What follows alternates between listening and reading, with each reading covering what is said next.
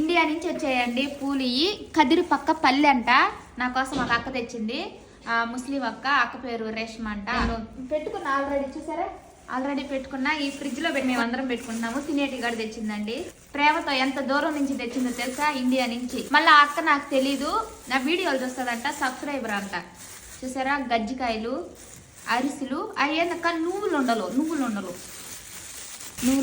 Healthy food అని. చూసారా healthy food అంట. ఓకేనా ఫ్రెండ్స్, ఈ పంపించింది లావణ్యకి రాములపాలెం. మన కదిరి నిప్పటి చూపిద్దాము. అరిసె అంజీకి మటుకు హెల్దీ ఫుడ్.